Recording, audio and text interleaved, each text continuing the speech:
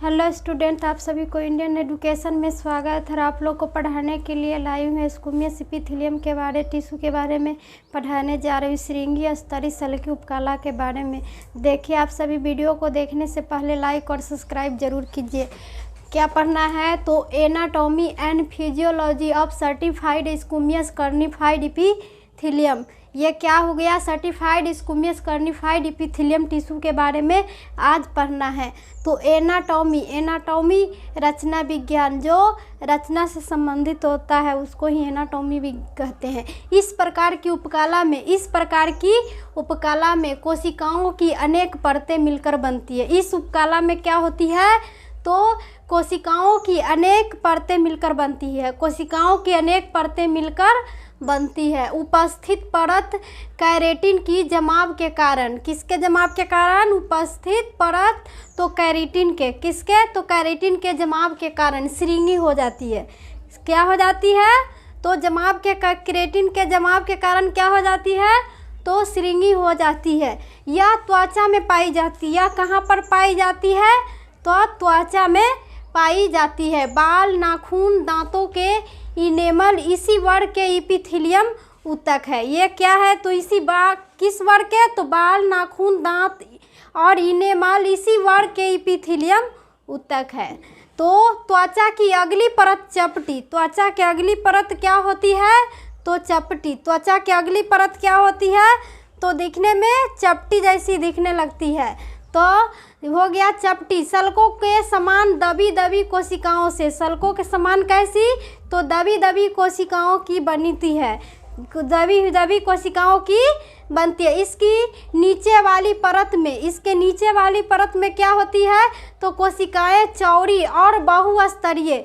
इनके नीचे परत वाली कोशिकाएं कैसी होती है? तो चौड़ी और बहुस्तरीय होती है। इसमें भी अगली और गहराई में स्थित स्तंभाकार होती है। इसमें अगली और गहराई में कैसी होती है? तो स्तंभाकार दिखने में होती है। कैसी होती है गहराई में? तो दिखने में स्तंभाकार होती है। जो दूसरे से क्या होते हैं? तो असंख्य अनेक अंतर कोशिकाएं तंतुक तथा जीवद्रवी प्रवर्धो, जो कांटों के समान प्रतीत होते हैं। किसके समान प्रतीत होते हैं? तो कांटों के प्रवर्धों के समान प्रतीत होते हैं के द्वारा जुड़ी रहती है। और कांटों के द्वारा क्या होती है कि जुड़ी रहती है। कौन? तो स्तंभाकार कोशिकाएं तंतु। तो इसी कांटीदार बनावट के कारण इस कोशिका को क्या कहते हैं? तो शक कोशिकाएं कहा जाता है। इसी कांटीदार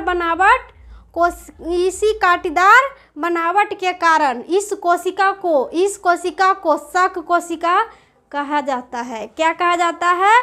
तो शक कोशिका। रबड़ और घर्षण से उपस्थित परतों की कोशिकाएं हमेशा भरती रहती है। और उपस्थित कोशिकाएं कैसी होती है? तो हमेशा भरती रहती है। तो यही क्या है? तो ये हो गया कौन टिश्यू है? Certified squamous keratinized epithelium tissue है। तो ये हो गया अगली परत चपटी। दिखने में कैसी होती है अगली परत?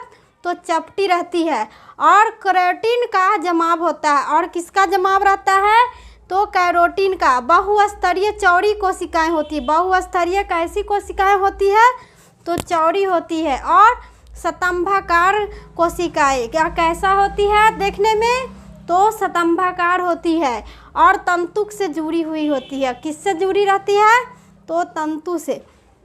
फिजियोलॉजी किसको कहेंगे? तो फिजियोलॉजी शरीर के रचनात्मक और कार्यात्मक इकाई को ही फिजियोलॉजी कहा जाता है। फिजियोलॉजी इस प्रकार की उपकला वातावरणीय प्रभाव, यांत्रिक दबाव और रगड़ खाने तथा चोट पहुंचाने को आदि से अपने नीचे स्थित रचनाओं की रक्षा करती है। आगे और क्या होती है कि अपने नीचे स्थित रचनाओं की रक्षा करती है। तो उदाहरण में क्या होगा? तो त्वचा आएगा। इसमें उदाहरण में क्या हो जाएगा? तो त्वचा होगा। यही क्या है? तो सर्टिफाइड स्क्विमस कार्निफाइड एपिथेलियम के बारे में।